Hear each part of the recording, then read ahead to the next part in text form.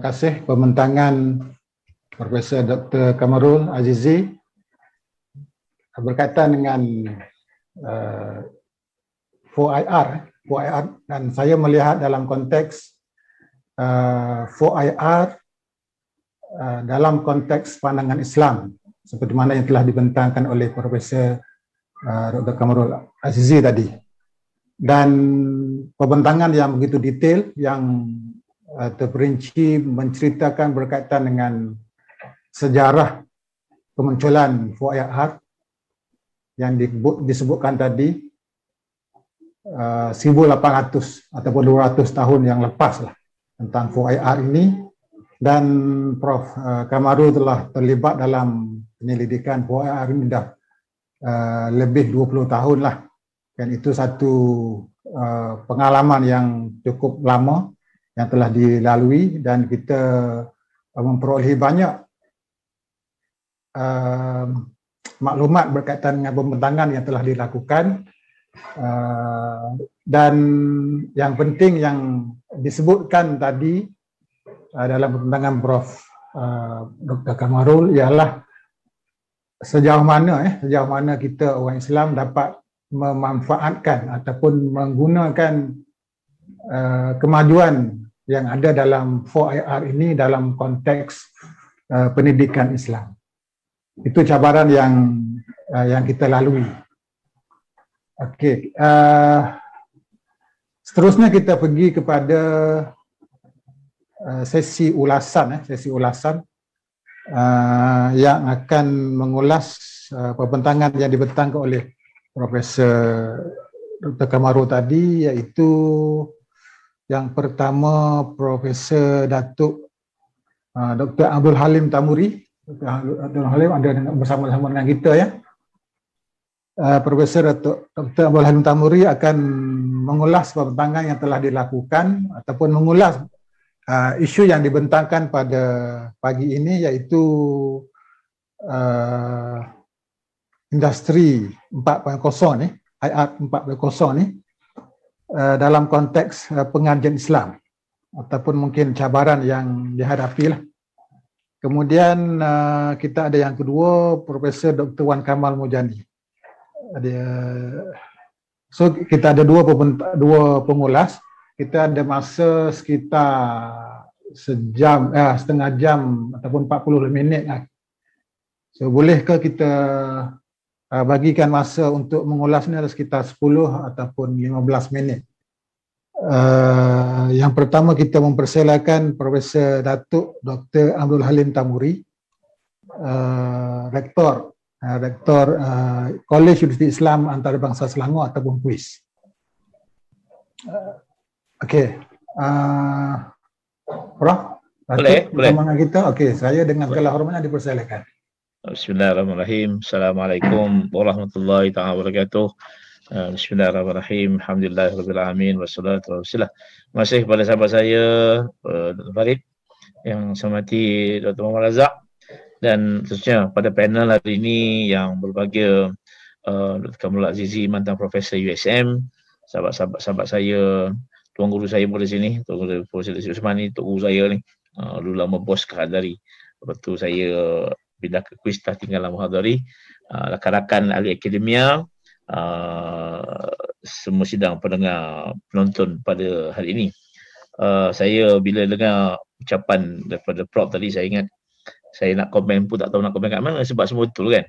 Jadi cuma bila saya tengok tu ada beberapa perkara yang saya rasa kita boleh lihat secara bersama. Pada pandangan saya lah, seperti sebagai seorang pendidik, sebagai seorang dalam bidang pendidikan, dan juga mungkin kita terlibat dalam perkara tentang ekonomi dan juga dalam fatwa sebagainya. Saya rasa benda yang dipanggil iPhone Zero ni satu benda yang mau tak mau kita kena hadapi lah. Whether you like or not, you have to face it, then you have to go for it.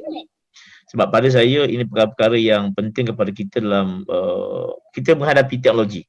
So kita dalam dunia teknologi kan, simple saja, mau tak mau kita kena berdepan. Saya tarik tentang di Dubai, dia buat satu fatwa. Sebenarnya kalau kita pun ada plan nak buat begitu, maknanya sebenarnya kitab-kitab yang ada kat Malaysia ni sebenarnya kalau kita baca secara manual, penat kita kan. Kalau kita ambil lah kata dalam Fisyafi, kita ambil Kalau muktamad Imam Syafi'i, dalam Imam Syafi'i kita Syafi'i. Kalau muktamad Imam Syafi'i ni sebenarnya banyak. Dan dia letak banyak kitab. Tapi kalau nak cari satu-satu dalam keadaan sekarang, dengan keadaan sekarang ni, saya rasa dia ambil masa agak panjang. Tapi bila kita boleh import data tu dalam big data, saya rasa ilmuwan Islam ni, Rob, dia banyak. Kalau sebut bidang fake saja, sebenarnya banyak. Sebab tu, macam mana kita nak buat, dia tidak boleh menggantikan manusia ke macam-macam pun. Dia hanya sebagai tools. Kita sebagai assistant kepada kita untuk membuat satu keputusan. Dia tak boleh keluar fatwa lah. Nanti kalau komputer keluar fatwa, kacau lah kan. Dia lepas kita tak. Maksud dia ni, mana dia akan membantu kita buat satu keputusan yang lebih mudah. Maknanya dia semak. Katalah bab Bitcoin. Ini benda baru lah Bitcoin. Kalau nak cari zaman sekarang ni, nak cari pandangan-pandangan yang YouTube ni mengarut semua. Tak tahu memang sedap dia kan. Tapi sebenarnya ada fatwa-fatwa di seluruh dunia dan bincang para ulama. So di situlah kita kumpulkan. So apa hukum ni? So bila kita search satu benda, dia bagi kita satu entry yang kita nampak di mana keputusan itu. Baru kita buat keputusan. So pada saya, benda-benda yang dari teknologi ni, isu big data ni benda yang saya rasa kita mau tak mau kita kena terima. Sebab dalam Islam, kata tafsir saja, bro. Kita kalau nak baca semua tafsir, maknanya nak buat tu, maknanya kalau kita gabung 4-5 orang dan kita sebenarnya memudahkan untuk kita buat. Walau bagaimanapun, dia tidak boleh tertakluk kepada satu batasan di mana manusia itu lebih tinggi daripada mesin. Itu fact yang mau tak mau kita terima. Baik. Pada saya, apa yang kita buat ialah dalam bidang Islam. Contoh paling mudah saya kata bidang Quran lah sekarang ni kan. Kita sekarang ni buat tahfiz kan. Budak tahfiz ni dia ada guru dia. Ini paling bilang Quran ni, bilang Quran satu je. Hafaz Quran dia. Tak masuk tajwid ni, hafaz Quran dia. Sebenarnya kalau betul-betul dia buat, dia sebagai pembantu pelajar, bukanlah dia menghukum tak dia, tapi dia membantu dalam pembelajar. Contoh, ada satu recording yang boleh detect silap tu, ulang balik. So sebenarnya kalau boleh buat sebenarnya tak ada masalah. Kalau ada kewajiban pelajar-pelajar tahfiz Quran, dia dapat mengulang kaji, dapat buat murajaah, kemudian buat isbah hafazan dalam sistem yang kita ada. Jadi akhirnya nanti bila sampai ke final exam, bila kita semak betul-betul, dia akan buat sama juga macam kita buat tajwid. Kan? Kalau dia boleh baca mulut kita macam mana sebut ha, jim, macam-macam dia boleh buat. Teknologi boleh buat dalam zaman sekarang. Sebab ini membantu kita. Pada saya, dia tidak melebihi sebagai satu assist, bantuan kepada kita untuk membantu manusia dalam buat keputusan. Ini pada saya. Dalam pembelajaran sama juga. You never, tak boleh kita sekali-sekali menggantikan guru dengan komputer. Itu impossible. Sebab roh jiwa itu, dia tak ada roh, dia ada mesin. Mesin tak ada roh. Kalau besok mencipta roh tak apa, tapi mesin juga. Tapi kalau di dalam negara yang rosak macam di tempat barat, dia kahwin dengan robot pun boleh. Sebab robot tak boleh marah kan. Dia tak boleh tarik, memang tak natural orang tu. Mana pada saya, apa yang ada dalam konsep kita sebenarnya tidak boleh lari daripada sebagai satu assistant. Mana benda yang assistant kepada kita untuk membantu manusia. Of course, bila buat fatwa, keputusan, dia balik juga kepada pandangan orang. Cumanya, teknologi yang ada pada kita dapat membantu kita. Itu poin yang pertama baik. Yang itu saya bila kita masa zaman kecil-kecil, saya simple je. Kita bicara soal GPS. Ini paling basic kita. GPS ni new teknologi. Yang dulu kita tak pernah fikir pun kan. Sebenarnya GPS ni kalau kita ada, macam kita ada handphone, tadi ada iPhone ke, ada phone cak ayam ke, apa-apa lah. Bila you pasang saja install Google Map, orang akan detect you pergi mana. Satu ke mana. You nak pergi mana, pukul berapa, kat mana. You punya entry tu penuh mana. Maknanya, cuba kita kaitkan dengan bagaimana Allah SWT akan menilai hidup kita, setiap hidup kita. Maknanya, kemana kita pergi tu ada. Contoh, katakan, dalam satu masa, di KL ni ada, KL lah, UK kat mana, Europe ke, tuan-tuan pergi travel kat mana, ada jutaan kereta. Tapi macam mana kita punya handphone ni, GPS boleh detect, itu kereta kita nak pergi ke Kota Baru. Dan orang tahu kita pergi Kota Baru. Itu indikator bahawa sebanyak. Kalau manusia belum mencipta begitu teknologi, Allah SWT pada saya, dia lebih mencipta lebih banyak teknologi, lebih advance daripada kita. Sebab tu, dengar suara kita, rekod kita, dulu masa kita kecil-kecil kan, saya dulu fikir bila belajar berakidah, Prof, kita baca untuk guru kita sebut, nanti Allah akan tayangkan hidup kita, apa yang kita buat daripada kecil sampailah kita mati. Kan? Kita masih terfikir, nampak video yang sedabak tu kan. Terfikir kat kita, agaknya macam mana video kita besok kan. Satu video 2 jam. Kalau paling panjang, kalau hidup kita 12 jam, ada 12 step. 12 step kalau setahun, tapi Allah dia boleh buat kan. Kemudian bila kita teknologi makin depan, akhirnya kadang-kadang satu benda yang besar jari ni, dia boleh rakam berapa gig. Sebenarnya, itulah sebenarnya teknologi yang kalau Allah nak bagi belajar ilmu, kalau belajar akidah, bila tengok teknologi sekarang, sepatutnya akidah kita makin kuat suatu. Sebab kalau dulu kita tak ada teknologi, kita boleh percaya macam mana Allah boleh record perbuatan kita di mana berada. Besok kalau di akhirat, saya rasa kalau sekarang sepatutnya orang lebih beriman. Kenapa? Sebab dia ada guna istilah nanoteknologi lah, macam-macam sebenarnya kan. Ini sepatutnya mendekatkan kita. Jadi pada saya lah, apa juga teknologi ini kita boleh gunakan as long as dia tidak membawa kerosakan. Itu prinsip asas dalam Islam. Apa juga perkara yang dalam Islam ni selagi tidak membawa pecahan bersyarak, tidak membawa kerosakan kepada minda, dia 5 perkara lah. Menjaga kita punya diri, harta, akal, kita punya konsep-konsep yang kita pegang tu kan. Itu perlu yang jaga.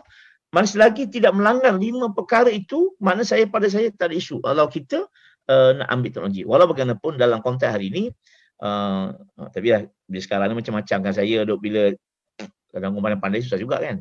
Kita duk pasal vaksin, ada orang anti vaksin, susah kepala kita sebabnya. Saya kata ini masalah juga bila ada orang tu dah akan reject. Saya rasa orang ni kalau jenis memang dia memang anti teknologi, apapun dia akan tolak. Dia akan tolak macam mana pun. Ini akan bagaimana orang tak suka ni, dia macam-macam lah. Whatever reason, logik soal kedua. Yang penting bagi dia benda tu nak tolak juga. So pada saya orang menolak teknologi ni benda yang di mana-mana, tapi tolak pakai handphone juga, buatan Amerika juga, Yahudi juga. Jadi kat ni kata apa you buat sebenarnya kan. So pada saya apa yang penting kepada kita lah bagaimana kita nak menggarap itu dalam konteks pendidikan. Sebab kita dalam konteks pendidikan. So saya kata benda paling mudah sekarang ni masa sekarang ni. Ini satu era baru di mana everything ni dia mesti automated. Saya kata contoh katalah kalau dulu lah kita nak cari dalam bidang pendidikan, kalau macam kita nak jumpa orang secara manual sekarang ni, kita buat conference fizikal, ini bentuk new teknologi akan datang. So dalam satu dunia boleh berkumpul dalam satu frame, macam katakan loncat-loncat ni sekarang kita buat sekarang ni pun ada reader kita mungkin ada kata 1000 orang boleh dalam satu frame. Itu sebenarnya satu teknologi yang kita ada. Dan ini sebahagian teknologi yang IF10 akan lalu, dan sebenarnya 4 perkara tentang automated, tentang big data, tentang cloud computing dan juga internet thing. Yes, dari hidup kita dengan internet. Wherever now good internet. So bank pun tak perlukan orang. Walaupun satu teknologi dikatakan mengurang pekerja, tapi dari sudut ketelusan itu sebenarnya lebih telus menggunakan teknologi. Contoh kata kita buat transfer online sebagainya. Walau bagaimanapun orang yang membuat jahat tu akan buat jauh di mana, tapi sekurang-kurangnya kita mengurangkan risiko untuk berlakunya transaction. Katakan kita buat sekarang ni cashless memang cukup mudah. Orang tak buat sekarang ni, rompakan tak berlaku, susah lah orang nak buat cash sikit. Sekarang dulu akan bawa duit banyak-banyak, sekarang tak perlu dah transfer. Ini satu bentuk dipanggil internet is everything lah orang kata. Itu teknologi yang akan datang. Sebab kita beli barang pun tak payah keluar kat rumah. Ini namanya teknologi. Cuma kebimbangan saya ialah bagaimana kita nak menerapkan nilai. Ini kebimbangan saya bila kita isu kita nak terapkan nilai. Ini satu pada saya yang mungkin kita boleh bincang lebih panjang. Nilai Islam, nilai akhlak. Ini satu persoalan yang kita nak terapkan bagaimana sedangkan kita tidak berjumpa secara teknologi. Dan dia bawa kepada bentuk, dia akan bawa pada dia akan pergi homeschooling. Homeschooling tak masalah pula. Nilai yang berada di rumah kadang bercanggah dalam masyarakat. Ini satu bentuk yang kita perlu hadapi, bagaimana kita nak menerapkan nilai akhlak yang supaya akhlak itu boleh diajar sama dalam semua orang. Contoh gitu, kalau orang tak pergi sekolah, sekarang ikut sekarang PDPR kan. So setahun ni saya panggil sekarang lost generation. Ini generasi yang hilang sekarang ni, yang value kat mana tak pasti. So value di setiap rumah berbeza ni. Bagaimana kita nak konsisten supaya akhlak itu sama diterapkan kepada pendidikan. Ini satu persoalan cabaran apabila kita memasuki revolusi industri 4.0. Dan ini satu cabaran kepada, dan pada saya pula kebimbangan kita yang evan pula. So adakah kita perlu ke sekolah? Dan adakah kita perlu ke universiti? Sedangkan you can have it on internet and on computer. So everything is digital. You boleh belajar, sistem ada. So ni risau pula. So adakah perlu kita nak buat sebuah sekolah akan datang atau sebuah, dan mungkin universiti masa depan tak relevan. Dalam keadaan sekarang mungkin universiti hanya dalam bentuk maya dan orang akan pergi kepada bentuk baru, iaitu apprentice yang pergi kepada suatu bentuk skill yang fokus kepada satu skill. Akhirnya knowledge itu berada di mana-mana. Cuma bagaimana kita nak menanam isu-isu katakan nilai itu perlu kita kawal. Contoh macam sekarang dalam bab akidah. Akidah ni benda yang saya rasa cukup berhati-hati. Ini bukan istilah sebab macam-macam sekarang ni lah. Sebab because of kita punya sistem ni dah mula terbuka. Of course kata everything internet, everything is there, semuanya guna internet, orang akan pergi kepada semua dalam laptop segala-galanya, even kalau dalam handphone segala-galanya. So ini persoalan-persoalan yang saya rasa yang boleh kita sentuh. So, saya rasa itu perkara yang basic yang boleh kita tengok, dan saya rasa saya secara positif pada isu ni lah 4.0 ni perlu kita lalui lah.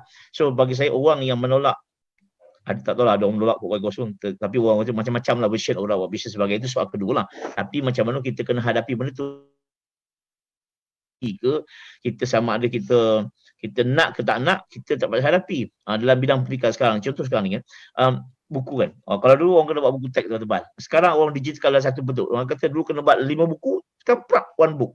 So persoalan dia lah, adakah efektif? Itu soalan kedua lah. So adakah berguna? Ujian, kalau dulu kita buat exam secara fizikal, now sekarang ni dah budaya baru dah, exam kat universiti tak ada pun fizikal, boleh buat exam pun tak ada masalah pun. So kita dah pecah barrier lama tentang conventional examination dah berubah. So change everything. So pada saya, bagaimana kita nak mengurus ini penting. Untuk mengurus perkara ini penting kepada kita untuk memastikan supaya sistem pendidikan Islam kita, bagi saya bab katalah dalam bab akidah, bab fiqh sebagainya, dia akan membantu kita. Macam soal fiqh tadi kata, macam fatwa di apa yang dibuat syariah Sokola artificial intelligence di kota. Ini satu bentuk pada saya tak ada isu kalau kita boleh kontrol. Walau bagaimanapun, as I mentioned earlier, dia tidak bolehlah menggantikan kemampuan akal kita. Computer is limited. So, tapi kita menggunakan ini sebagai satu kaedah dan jalan macam mana dia membantu kita untuk mencari kebenaran. Macam sekarang halal kan. Kalau dulu kita tak tengok halal macam mana. Tapi sekarang ni bila ada teknologi yang hebat, dengan komputer yang ada pada kita, kita boleh follow macam-macam prosedur sehingga can make sure that this thing is real halal. Tak ada pun benda kecil dalam bentuk yang meragukan. Walaupun kita katakan benda ni sukar, tetapi kita dah macam kata teknologi sekarang ni, kata macam saya kata bercontoh cloud computing. Ini satu teknologi yang saya rasa pada saya satu benda yang cukup besar. Sebab data makin banyak, kita tak boleh simpan data yang. Jadi cloud computing ni satu bentuk yang perlu kita perhatikan. Cuma pada saya isu-isu yang kita bahas tadi, cuma kita kena tengoklah. Cuma ada beberapa kali saya ingat dalam kita membaca Al-Quran ni, kita kena careful sikit sebab saya takut nanti bila konteks asbabun nuzul ni tak sesuai dan sebagainya, ni mungkin orang tafsir. Sebab tu pada saya gabungan di antara orang pengajar Islam.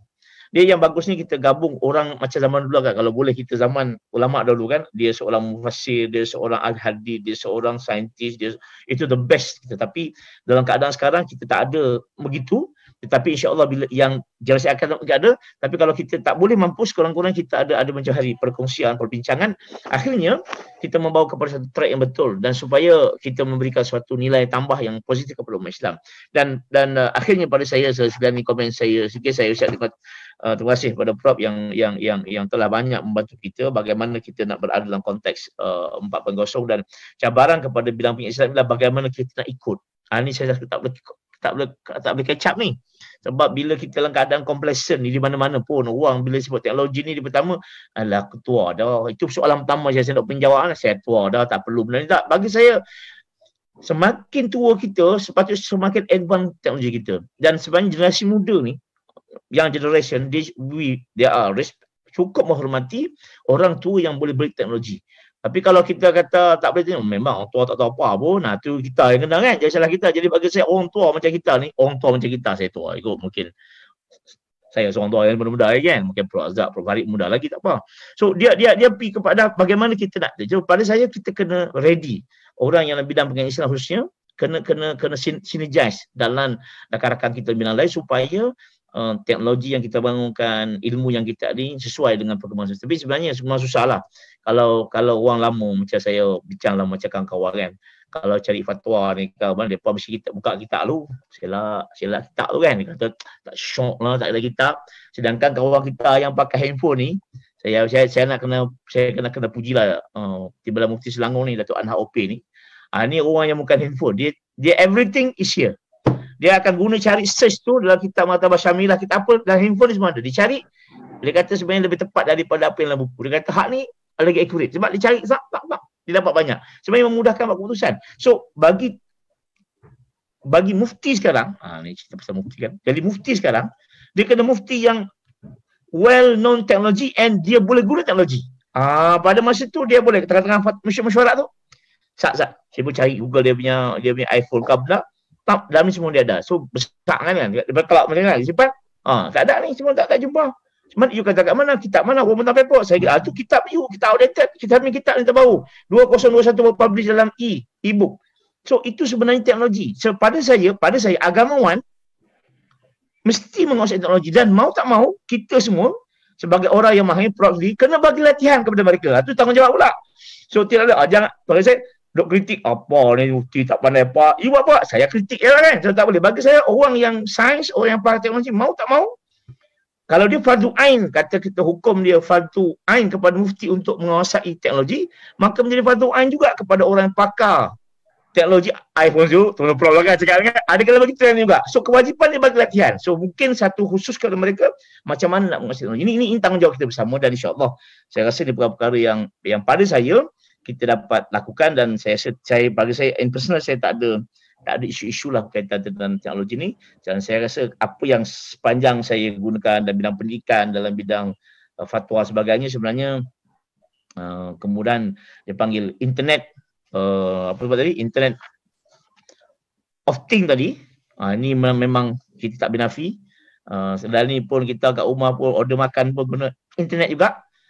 Tu Fanda Food, Grab Food, apa food semua ada. Kita nak balik kampung pakai Grab pun macam-macam. Kita sekarang semua teknologi, itu memang kita tak nafikan. Kita punya cloud computer memang cepat sebab because big data, dan big data ni sebenarnya saya rasa dalam Prof sebut tadi, sebenarnya Allah dalam Islam ni big data ni dah cerita lama lah, cerita yang daripada zaman dulu pun orang Islam cerita big data. Cerita big data, cumanya macam tadi kan. Saya setuju dengan Prof tadi, bagaimana kita nak detect untuk belajar, nak kenal latar belakang orang tu, umur kita sebagainya. Saya rasa ini benda-benda yang perlu kita fahami, dan saya rasa pada saya I think it's very positive for us to move forward dalam konteks kita membangunkan dalam bidang pendidikan Islam. Dan saya rasa macam mana sinergi di antara golongan so-called pakar-pakar ilmuwan dalam Islam ini, dia tak boleh duduk seorang-seorang. We must put one platform, dan saya sendiri dalam bidang pendidikan Islam pun mau tak mau, suka tak suka, gembira tak gembira, paksa terpaksa, kalau saya paksa je kena menguasai teknologi, sebab this now we are living in technology. So itu pandangan saya, Dr. Farid. Semoga, dan Prof, terima kasih, you are giving a good lecture, a good point, dan saya rasa ini, saya kawan-kawan kita di bidang pendidikan Islam ni, I think we are take very positively. So kita minta lah kawan-kawan kita dalam teknologi ini membantu kita untuk memastikan kita ni dapat sama-sama membangunkan. Mungkin kita berbeza pandangan, tapi ada perkara-perkara yang saya rasa kita boleh bersama. Ini dalam konteks teknologi ni kita kena bersama lah, mau tak mau, suka tak suka, macam sebab teknologi telah menjadi sebahagian dari kita. Dan bagi saya tak ada excuse lah bagi orang punya Islam ni untuk kata, oh saya tak pandai lah laptop dah, tak mau lah, semua kena lah ni, kena buat semua, tak ada pilihan. Itu terpaksa lah. Dan satu lagi Bipon, sebab kebanyakan benda dalam English, so ulama Islam ni dia kena kuasai 2 bahasa minimal. Bahasa Arab ni bahasa yang fundamental, you must understand, at least kita bercakap. Yang kedua bahasa Inggeris, sebab kebanyakan benda dalam dunia ni teknologi akan bahasa Inggeris, kalau boleh French dan sebagainya. So penguasaan bahasa, dan bagi ulama zaman moden ni sekurang-kurangnya ada 3 bahasa lah, bahasa Melayu, bahasa kita, bahasa Arab, bahasa Turaf, bahasa ketiga ni bahasa komunikasi. So 3 bahasa ni mesti ada. Kalau ada 4, 5, 6 bagus. Itu pada pandangan saya lah. Dan sebenarnya tak boleh pun belajar. Sekarang ni kalau nak sebut, nak belajar cakap putih, buka aja dekat kita punya Google tu, dia ajar sebut lagi kan. Tu yang kata orang mengajar tegur orang yang mengajar tegur bahasa Inggeris, tak betul. Depa nak malukan orang, bukan nak ajar orang, nak malukan orang. Dia pandai sangat bahasa Inggeris, sedangkan benda tu kat Google lah pun depa perli ni hanya tak betul. So ini pandangan saya. Terima kasih Prof. Assalamualaikum warahmatullahi wabarakatuh. Waalaikumsalam warahmatullahi wabarakatuh. Terima kasih Prof. Datuk Halim Tamuri di atas ulasan dan juga pandangan yang telah diberikan tadi. Banyak yang telah disentuh berkaitan dengan apa yang telah dibentangkan oleh Profesor Kamarul Azizi, dan apa yang dibentangkan ataupun yang diulas oleh Prof. Abdul Halim Tamuri tadi ialah persediaan ataupun perubahan kita lah sebagai seorang yang terlibat dalam bidang pengajian Islam dalam menerima teknologi ataupun apa yang kita akan sebagai IR 4.0 ini. Okey, kita bersama dengan pengulas yang kedua, Profesor Dr. Wan Kamal Mujani, ada bersama-sama dengan kita. Okey, Prof. Profesor Dr. Wan Kamal Mujani, Dekan Fakulti Pengajian Islam UKM, baru sahaja selesai mesyuarat. Kita alu-alukan kedatangan Prof kepada program kolokium kita pada pagi ini, dan Prof dah terlibat juga dengan beberapa penyelidikan berkaitan dengan kedudukan pengajian Islam dalam 4IR ini. Mungkin pengalaman itu boleh dikongsikan kepada kita bersama, khususnya dalam konteks pendidikan tinggi kemungkinan, ataupun apa yang telah dibentangkan oleh Profesor Dr. Kamarul Azizi tadi. Dipersilakan Prof. Bismillahirrahmanirrahim. Okey, boleh dengar clear ke? Boleh, alhamdulillah. Assalamualaikum warahmatullahi taala wabarakatuh. Alhamdulillah wa ijlala wa salatan wa salam ala Rasulillah ajma'in. Pertamanya saya mengucapkan terima kasih kepada pihak penganjur yang telah menganjurkan satu kolokium yang sangat baik yang memperkatakan tentang isu-isu yang berkaitan dengan pengajian Islam dan juga IR, bagaimanakah kedudukan pengajian Islam itu di universiti ataupun di peringkat sekolah ataupun di peringkat bawah daripada itu, dan juga terima kasih kepada Prof Kamarul yang telah membentangkan kerja beliau, dan saya sebenarnya telah ikuti penulisan-penulisan beliau, termasuklah semalam slide saya terima dalam pukul 11, saya tengok satu gagasan ataupun pemakluman yang sangat baik mengenai bagaimanakah kedudukan pengajian Islam pada masa kini dan hubungannya dengan 4IR. Banyak saya belajar daripada situ, dan juga saya ucapkan terima kasih kepada Datuk Halim. Datuk Halim ni dia partai lah ni dalam ni ya. Tahniah kita ucapkan kerana saya rasa kita memerlukan sebenarnya orang macam Prof Kamarul dan juga Datuk Halim. Sekarang ni kita dapat lihat Datuk Halim berjaya membawa kuis itu bukanlah ke peringkat lokal sahaja tapi ke peringkat global. Saya tengok banyak seminar-seminar, banyak hubungan kerjasama, dan Masya Allah daripada segi graduate employability dan juga income generation tu saya rasa tak ada masalah. Itu kita nak sebenarnya daripada pengajian Islam. Kita tak nak lahirkan orang-orang yang bersifat terlalu fundamental. Kita kena ada fundamental, tetapi mereka yang mempunyai pemikiran teknokrat ataupun bisnes, supaya pengajian Islam ni dapat bangun, orang kata duduk sama rendah, berdiri sama tinggi di dalam aspek-aspek yang melibatkan 4IR ini. Mungkin saya boleh nyatakan di sini pembentangan Prof Kamarul sangat baik daripada segi bagaimanakah pengajian Islam itu dapat berpartisipasi di dalam dunia yang serba mencabar ini. Tetapi daripada segi realitinya, saya rasa di sini mungkin Datuk Halim dengan saya lebih memahami apakah realiti yang sebenarnya dalam pengajian Islam ini. Masalah sebenarnya yang kita hadapi di dalam pengajian Islam ini, kalau pengalaman saya yang tak sepanjang pengalaman Datuk Halim, tapi dalam 7 tahun menerajui fakulti pengajian Islam ini, saya rasa sangat mencabar. Berbeza kalau daripada tahun-tahun awal saya mendidikan sampai kepada bulan-bulan akhir saya mendidikan ini memang sangat mencabar. Kalau peringkat awal kita lebih mementingkan kepada ilmu teras, tapi sekarang ni tidak begitu. Kerana dunia pengajian Islam ni, saya mungkin sini saya boleh bercakap daripada segi konteks daripada segi konteks pengajian tinggi.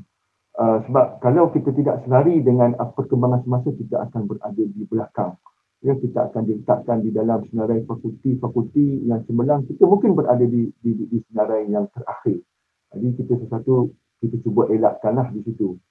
Untuk di peringkat pengajian Islam ini, untuk majlis dekan-dekan pengajian Islam ini, untuk makluman, kita banyak bergantung kepada standard sebenarnya, ya, standard pengajian Islam. Ya.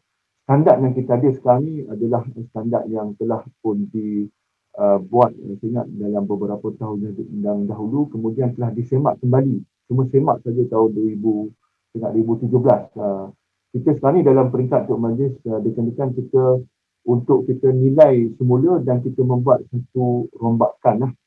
I'm not saying that kita nak cuba rombak secara besar-besaran, tetapi kita melihat kepada keperluan semasa. Sebagai contohnya, isu utama yang dihadapi oleh pengajian Islam sekarang ni ada beberapa isu. Yang pertama, isu yang agak besar di sini adalah isu GE, graduate employability. Itu masalah yang besar daripada pengajian Islam. Sebab pengajian Islam ini semakin berkembang. Dengan standard sendiri yang merangkumi persijilan, diploma dan juga ijazah di peringkat BA, MA dan PhD. Sudah tentulah ramai sekarang ini daripada segi institusi yang menawarkan pengajian Islam. Ya, dan kita ada 21 institut pengajian tinggi awam. Ada beberapa buah fakulti-fakulti yang dianggap fakulti lama ataupun fakulti baru. Tetapi sebenarnya walaupun dia menjadi persaingan, tetapi ia juga menjadikan perkembangan pengajian Islam itu semakin rancak. Tapi adakah perubahan kurikulum yang ada itu telah menepati sebagaimana yang Prof Kamarul masukkan elemen-elemen tersebut? Sehingga itulah elemen-elemen yang kita perlu masukkan dalam pengajian Islam itu. Sebab tu di dalam perubahan yang kita nak buat sekarang ini ialah, yang pertama, kita cuba merubah balik daripada segi komponen. Komponen subjek wajib, subjek teras bagi pengajian Islam itu. Dan cuma yang kita dapat lihat sini agak kurang di dalam pengajian Islam di peringkat pengajian tinggi ini, daripada subjek-subjek yang melibatkan kepakaran semasa. Subjek-subjek yang boleh membolehkan mereka mendapat peluang pekerjaan yang lebih besar, dan dia terlalu banyak pergi kepada subjek yang bersifat fundamental. Kita telah mencadangkan beberapa subjek seperti tentang big data, sebagaimana yang Prof Kamal sebutkan tadi, supaya kita tidak ketinggalan. Kemudian pemikiran strategik, kemudian termasuk elemen-elemen bisnes. Ya, elemen-elemen bisnes juga saya rasa perlu dimasukkan. Itu antara perkara yang pertama. Kerana saya rasa ini akan merubah, sebab kita kena pergi kepada, orang kata, kitab kita lah, ataupun the Bible of pengajian Islam ni. Itu sebab semua apa-apa pengajian Islam sekarang ni pun, kalau daripada peringkat college, universiti, sebagainya, dia mesti base kepada MQA standard tadi. Jadi bila kita punya garis panduan tu tak betul, saya lihat di sinilah kita telah mencadangkan beberapa komponen-komponen baru yang melibatkan elemen-elemen semasa seperti bisnes, kemudian pemikiran strategik, dan juga big data, supaya pelajar-pelajar kita yang kita lahirkan nanti dia tidak akan ketinggalan. Cabaran utama yang sebagaimana saya maklumkan tadi, GE, data, sebab kebetulan pihak kami diberikan grant untuk melaksanakan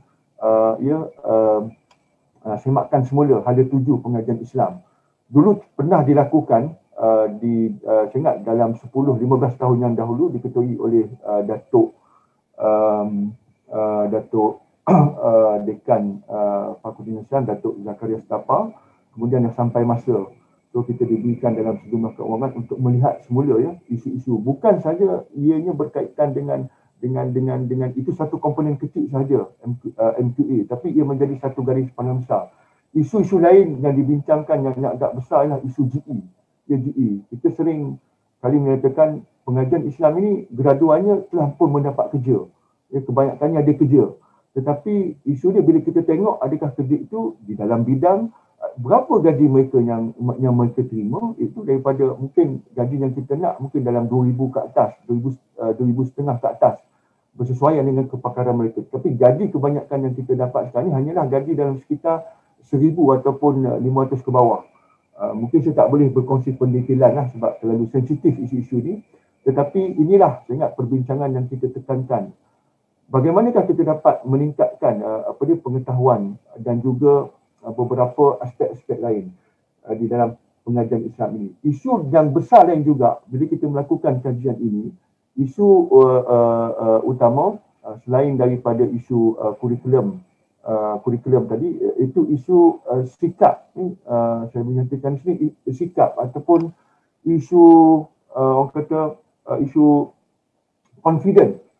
Confident tu di pengajian Islami kita tak nafikan ada beberapa yang hebat, tetapi masih jumlah yang tidak mempunyai self confidence yang tinggi tu agak besar. So dia sangat mencabar.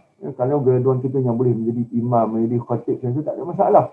Tetapi untuk di tempat-tempat yang lain saya rasa ada masalah kerana data-data yang menunjukkan pelajar kita ia tidak boleh maknanya berpartisipasi ataupun tidak boleh menyerahkan diri mereka sebagaimana graduan yang lain. Samantalahan pula graduan kita terlalu besar sekarang ni, banyak. Kalau saya tu boleh kita bayangkan sekarang ni daripada UKM saja, kalau setahun kita boleh lahirkan untuk convocation kita mungkin dalam 600-700. Kita tak masuk lagi UIA, UNIZA, kemudian USIM. Itulah yang saya rasa benda ni perlu diberi perhatian. Kemudian daripada segi apakah kelengkapan kita untuk cabaran-cabaran kita juga dalam pengajian Islam ni. Saya ingat isu yang timbul juga COVID ni telah memberikan satu petunjuk. Bukan sahaja saya melihat daripada segi daripada segi kebolehan ataupun persentage kita menggunakan alat-alat teknologi ini untuk kita melaksanakan PMP. Sebab tu kita kedengaran di beberapa tempat, saya tak nyatakan di sini, ada di kalangan pensyarah sendiri yang pengajian Islam ini tidak dapat mengadaptasi perubahan semasa. Sebab tu perlu bagi kita, walaupun dalam usia macam saya ni yang agak lanjut, tapi kita perlu berubah, kita perlu mengadaptasi perubahan semasa. Pengajian dah tidak boleh dilakukan secara talaki, secara bersemuka, tetapi dengan menggunakan kaedah ataupun cara yang tertentu secara online, menggunakan polio dan sebagainya. Saya rasa itu berdasarkan isi masing-masing. Kita masih lagi mendengar bahawa ada di beberapa buah universiti yang pensyarahnya tidak membuka langsung alat-alat ataupun bahan-bahan kaedah pengajaran yang disediakan oleh universiti tersebut, kerana ada yang tidak mahu belajar, ada yang kata dah terlalu tua. Tapi saya rasa ini pun juga menimbulkan isu. Kalau daripada kita sendiri, daripada segi tenaga pengajar yang tidak memahiri pekerjaan segini, maka agak sudah tentulah bagi pelajar untuk memahaminya, untuk mendalaminya lagi. Jadi saya rasa ini juga perlu daripada segi konsep kaedah dan pengajaran, dan kita kena terima bahawa pengajaran kita dah tak boleh nak buat style di Azhar macam dulu-dulu, macam zaman saya dulu, kena talaki dengan tok guru dan sebagainya. Tapi kena ada cara yang baru di era pandemik ini, cara yang efektif, cara yang boleh memberikan kesan yang positif, dan benda itu melekat apabila seorang itu belajar. Itu antara cabaran yang utama. Kemudian saya lihat dalam pengajian Islam, kita juga telah merangkakan apakah sepatutnya yang ada dalam pengajian Islam di era yang serba mencabar ini. Saya lihat yang pertama yang agak ditekankan oleh universiti ataupun oleh pihak kajian ini ialah itu pemikiran ataupun idea tentang bisnes, tentang bisnes, tentang perniagaan ataupun keusahawanan. Kita telah pun tahu bahawa menteri telah pun melancarkan pelan keusahawanan. Pelan keusahawanan ini untuk diberikan universiti daripada segi strategi untuk menghasilkannya. Saya rasa ini sangat penting kerana kalau di fakulti di Fakulti Islam, alhamdulillah kita telah melahirkan beberapa pelajar yang alhamdulillah dapat membuat startup companies, tapi jumlah ini sangat terhad. Tapi saya rasa inilah yang sebenarnya perlu ditekankan ya, kerana untuk dunia yang serba mencabar ini, kita tidak boleh mengharapkan untuk GE kita ni, untuk graduate employability ni, kita tak boleh mengharapkan graduan-graduan yang bila dia keluar ada pekerjaan untuk mereka. Tapi kita lah di peringkat pendidikan Islam ni, kita kena memikirkan sesuatu ataupun kurikulum ataupun pendidikan atau kursus yang membincangkan tentang how to create new jobs. Sebab tu saya lihat di sini, selain daripada perniagaan yang kita masuk ni, bukanlah masuk semuanya nak kena buat direct selling secara online, tidak begitu. Tetapi kita menyediakan sebagai contoh beberapa kursus yang boleh membuka minda pelajar pengajian Islam. Sebagai contohnya creative design. Creative design ni sangat bagus lah, kerana ada pelajar pengajian Islam ni dia mahir di dalam perkomputeran, tapi dia tak tahu macam mana how to sell it. Jadi kita nak ajar dia jadi programmer macam mana, nak jadi web provider macam mana, kemudian floor manager untuk conference macam mana, semuanya berdasarkan online. Jadi kemahiran tu saya tengok sangat kurang, dan ini perlu ditambah baik di dalam kurikulum yang diajar nanti. Jadi itu perkara penting lah. Macam kesan dia tengok kalau macam sekarang ni, kalau sebagai contoh saya dekan di fakulti pendidikan Islam, sangat mencabar bagi saya. Di sini pun ada Datuk Ismail. Assalamualaikum Datuk. Minta maaf lah Datuk. Okay, kalau cakap saya ni tak kena. Tapi macam cabaran saya besar di sini as a research university, sekarang ni mungkin dahulu kepimpinan di sini tidak diminta untuk IG ya, untuk generation income ya, income generation tak ada. Tapi bila saya jadi dekan ni, saya diminta okey tahun sekian ni, okey macam bila start saya jadi dekan tu, saya diminta saya menghasilkan pendapatan untuk universiti. Fakulti diminta menghasilkan pendapatan dalam kata lingkungan 7 juta, 7 million. 7 million tu akan dikembalikan semula kepada fakulti nanti dalam bentuk emolument dan sebagainya. Jadi itu cabaran yang besar bagi orang yang pengajian Islam ni. How you can get 7 million dalam masa 1 year? Di sinilah kita mula memikirkan semula dalam bentuk apakah kita kena majukan pengajian Islam ini, selain daripada bentuk-bentuk yang ataupun income generation yang bersifat tradisional, sebagai bersifat konvensional seperti yuran pelajar, ya, mengadakan kursus, sebagainya. Yang tu tak boleh kita nak capai 7 million. Maka kita kena pergi dalam bentuk kaedah baru, itu penawaran kursus secara blended learning, ODL, MOOC dan sebagainya. Itu memerlukan juga kepada kemahiran yang sebagaimana yang Prof Kamarul cakap tadi. Itu cabaran yang sangat besar. Dan kita nak kena ada daripada segi otak, pemikiran kita nak kena ada business minded, nak kena ada, baru kita dapat. Jadi macam saya diberikan setiap tahun berapa saya kena generate. Dan alhamdulillah fakulti kita pengajian Islam, ingat antara kejayaan yang besar sebelum pandemik ni, kita pernah sampai 9 million per year untuk pengajian Islam. Saya rasa di sana ada nilai komersial yang kita boleh ketengahkan untuk pengajian Islam, walaupun cabarannya agak besar. Kita ada masa lagi ya, Ustaz Farid?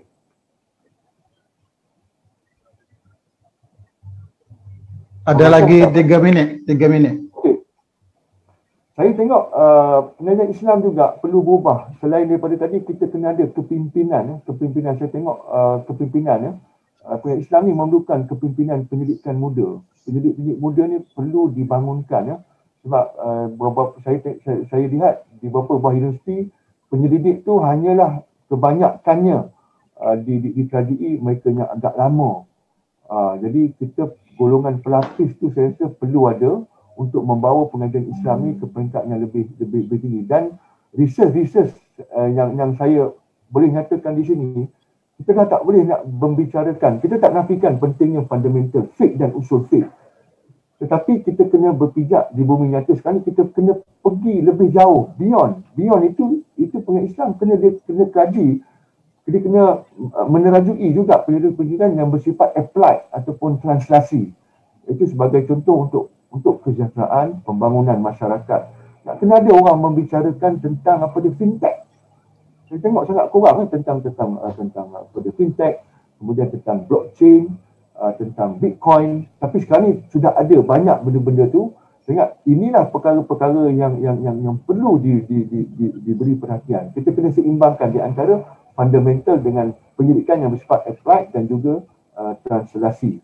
Dan kemudian kelemahan kita juga yang kita tengok di sini, Fakulti Pendidikan Islam ini dia tidak mampu untuk mengkomersialkan produk-produk research mereka. Produk mereka, kalau Prof. Kamarul bersetuju dengan saya, hanyalah bersifat buku-buku yang untuk dibaca.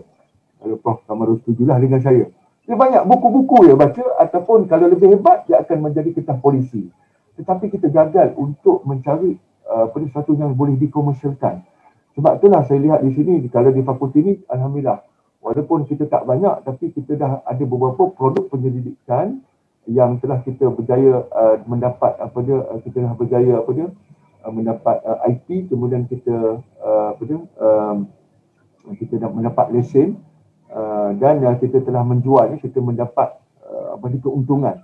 Tak banyak walaupun dalam beberapa belas ribu, tapi saya rasa itu satu perkara yang sangat baik yang kita perlu fikirkan. Kita banyak membantu negara daripada segi penghasilan, seperti yang Dr. Farid sendiri pernah buat, menghasilkan menghasilkan Jejak Rasul, menghasilkan banyak siri-siri filem yang berkaitan dengan Nahdlatul Ulama Nusantara. Tapi kita cuma mendapatnya daripada segi wang research, tapi kita tak cuba komersialkannya sendiri.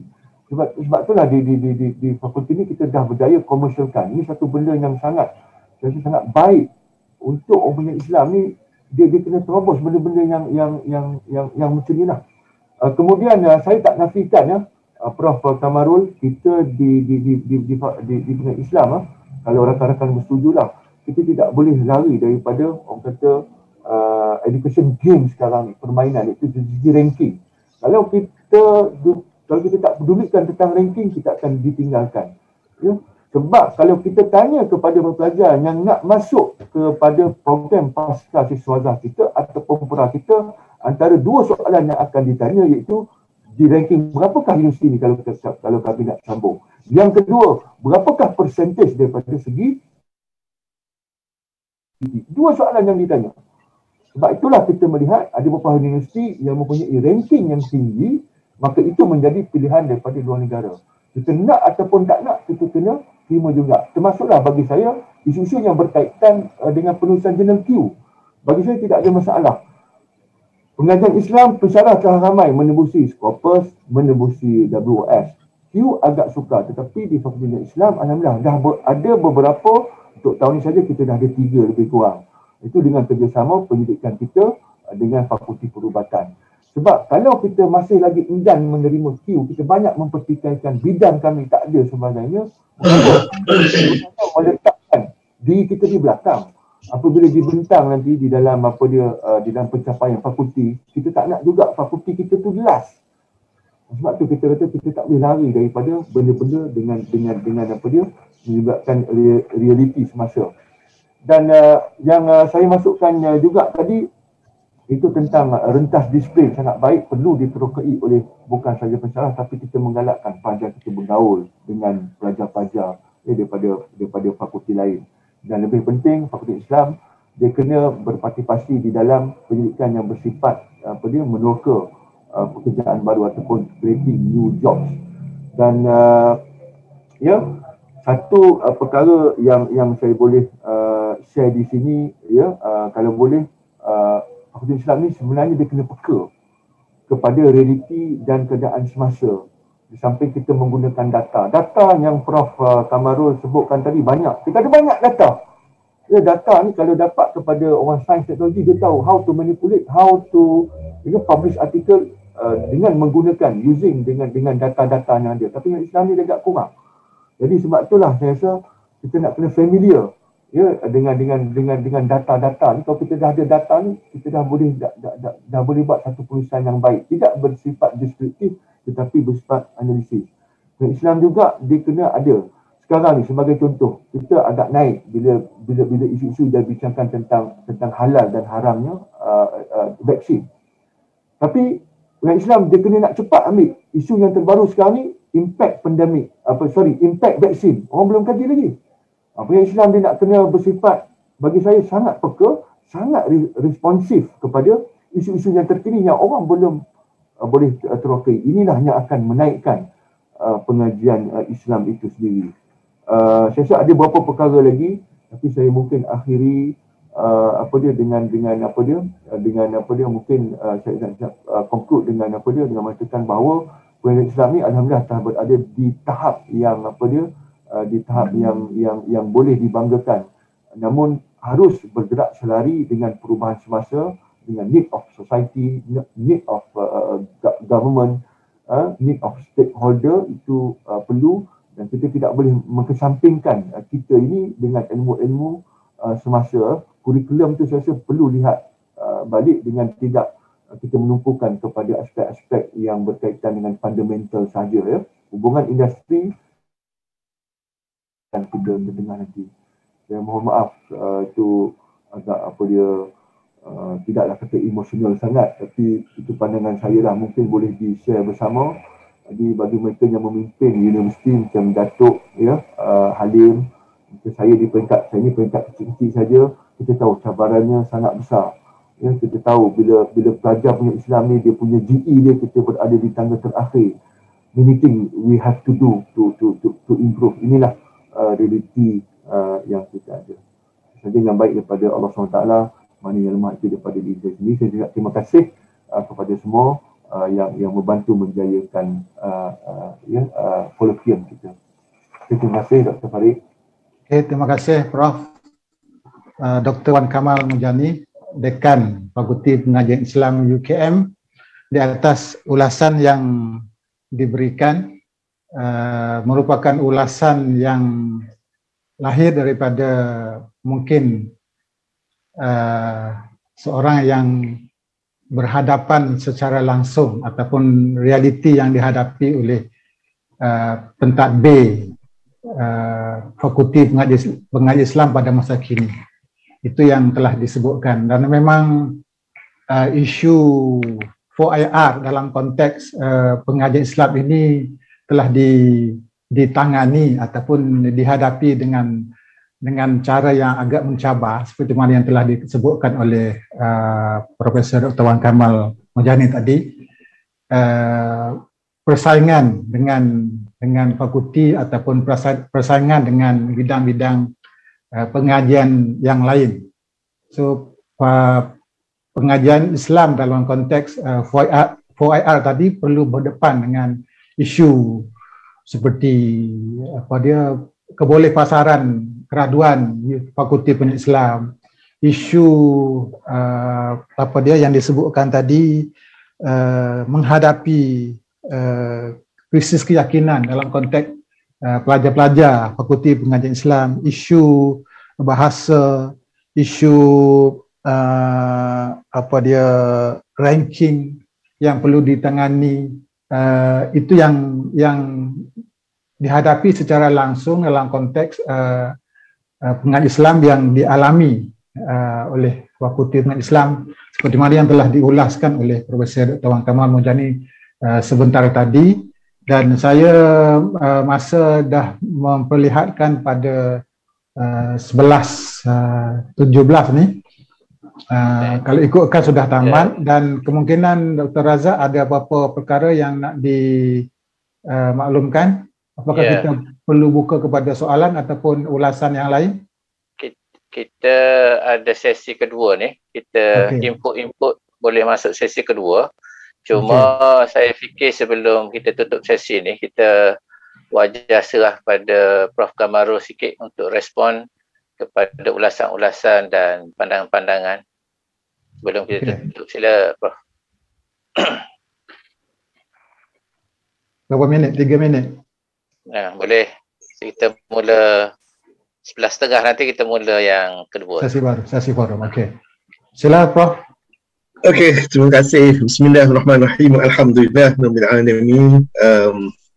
Pertama saya ucapkan terima kasih terhadap ulasan yang telah diberikan, terutama daripada Profesor Halim dan juga Profesor Wan. terhadap apa yang saya bentangkan. Saya amat tertarik dengan Profesor Halim punya komen tu, iaitu dia memperkatakan mengenai realiti yang pada saya memanglah satu perkara yang kita perlu jelas, ya. Bila kita cakap mengenai realiti ini, perhubungan di antara ahli sains dan juga agama perlu ada. Walaupun kita sendiri tak berminat ya untuk melihat silo di antara kedua-duanya ni, adanya pemisahan ya, di antara agama dengan sains.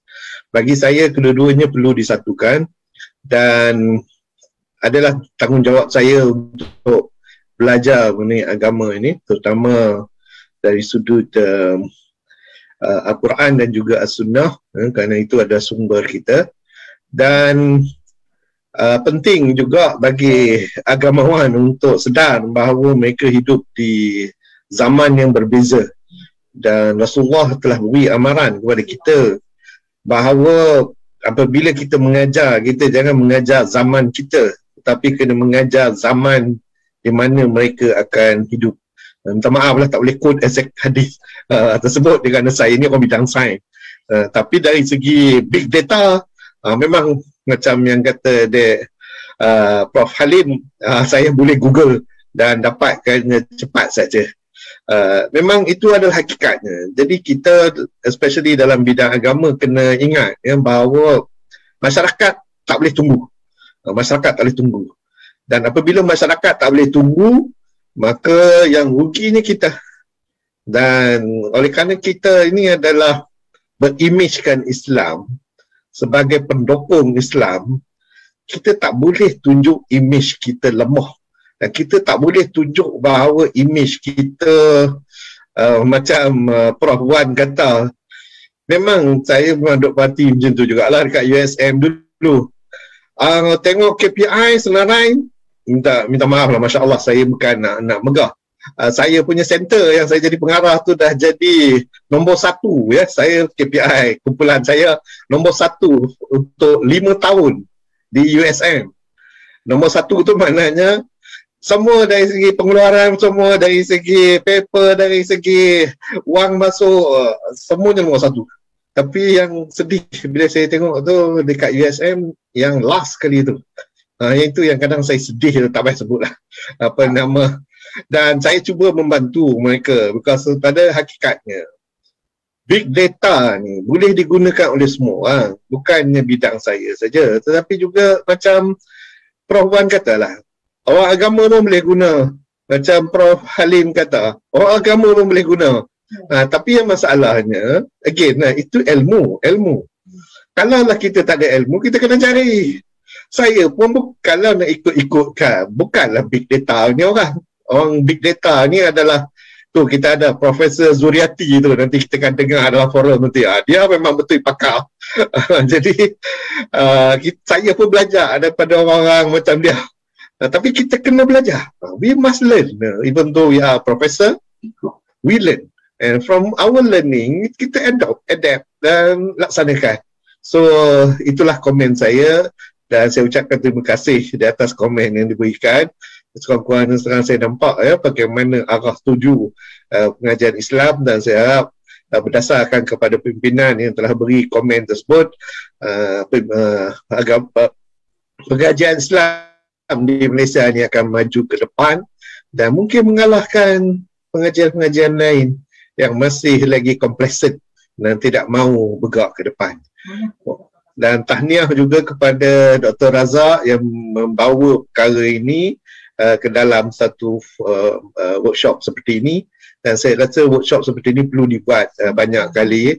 Dan saya juga nak ucap terima kasih kepada Prof Ismail kerana telah sudi ya mengajar orang sains ni masuk ke dalam MAPIK. Saya ni first time jugalah, kalau Prof Ismail dah jadi pengurusi first time, saya pun first time masuk dalam MAPIK ni. UKM dah berapa kali, dah banyak kali dah. Tu berjumpa dengan especially Prof Yusuf. So saya akhiri dengan wabillahi taufiq wal hidayah. Assalamualaikum warahmatullahi wabarakatuh. Waalaikumsalam. Okey, Dr. Farid. Okey, terima kasih. kepada Profesor Dr. Kamarul di atas penggulungan ataupun kesimpulan akhir yang telah dibuat tadi. Saya selaku moderator untuk sesi ini memohon banyak terima kasih, memohon banyak maaf lah di atas pengendalian yang dilakukan, kemungkinan ada banyak kelemahan. Tapi apa yang jelas, apa yang boleh diperkatakan ialah banyak ataupun banyak perkara lagi lah yang mungkin boleh kita bincang seperti mana yang telah disebutkan oleh Prof. Kamarul tadi. Sesi-sesi yang seterusnya kita boleh adakan. Untuk itu saya serahkan kembalilah kepada Dr. Razak selaku penganjur pada pagi ini, dan saya nak mohon izin kepada Dr. Razak untuk keluar awal. Ada urusan pada budak sekolah. Okey, assalamualaikum warahmatullahi wabarakatuh.